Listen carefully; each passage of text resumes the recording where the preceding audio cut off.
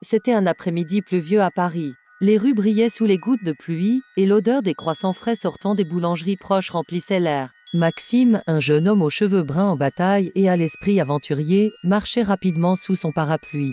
Il n'avait jamais été particulièrement chanceux, mais aujourd'hui, il sentait que quelque chose d'inhabituel allait se produire. « Il pleut encore », murmura-t-il pour lui-même. Mais peut-être que quelque chose d'incroyable va se passer aujourd'hui. Maxime aimait les objets anciens, les livres, les antiquités, les objets mystérieux. Alors, lorsqu'il aperçut une Imaginé par les Français avec confiance, en seulement 3 mois. Marre des progrès lents, de la grammaire compliquée et des méthodes inefficaces? Découvrez Mastering French from à un tous et à une trimonte, une méthode rapide et complète. Passez de bonjour à une expression avancée, avec des leçons claires et structurées. Tous les niveaux du sacre, la grammaire, le vocabulaire et l'oral, en seulement 15 minutes par jour. Commencez aujourd'hui. Parlez français avec confiance. Votre avenir commence maintenant. petite boutique cachée entre deux grands immeubles de la rue de la Paix, il ressentit une étrange attraction. L'enseigne disait « Curiosité mystérieuse ». Il poussa la porte. La clochette tinta doucement, et l'air chaud et légèrement poussiéreux sentait le bois ciré et le papier ancien. Les étagères étaient remplies de curiosités, d'anciens horloges, des bijoux tincelants, des poupées en porcelaine dont les yeux semblaient le suivre. Une petite voix retentit au fond de la boutique. « Bonjour, puis-je vous aider ?» Maxime leva les yeux et vit une vieille femme aux cheveux gris attachés en chignon. Ses yeux pétillaient derrière ses lunettes rondes. « Bonjour, répondit Maxime, un peu timide. Je regarde seulement. » La femme sourit. « Bien sûr, prenez votre temps. Ici, tout peut raconter une histoire. » Maxime commença à explorer la boutique. Il caressa doucement les reliures des vieux livres et examina les petits coffrets en bois sculptés. Soudain, une boîte noire et poussiéreuse attira son attention. Sur le couvercle, il y avait un masque doré, petit mais très détaillé.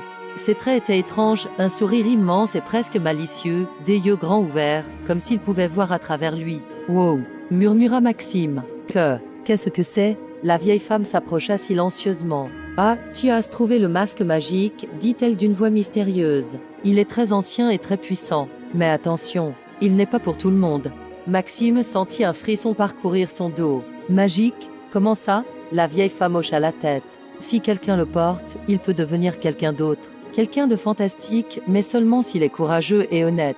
Sinon, le masque peut causer des ennuis. » Maxime hésita. Il posa doucement le masque contre son visage et, après un instant de réflexion, décida de l'essayer. Il le plaça sur son visage. Une lumière dorée l'enveloppa immédiatement. Il sentit une énergie étrange, presque électrique, courir dans tout son corps. Quand il regarda ses mains, il ne reconnut pas ses doigts, ils étaient longs, fins et étrangement brillants. « Qu'est-ce qui m'arrive ?» murmura-t-il. Dans le miroir devant lui, il vit une version de lui-même qu'il n'aurait jamais imaginée. Ses vêtements étaient maintenant élégants, presque comme un costume de carnaval. Son sourire était immense et ses yeux brillaient d'une couleur surnaturelle. Il essaya de parler et sa voix résonna avec une puissance et une confiance qu'il n'avait jamais eues. « C'est incroyable », dit-il.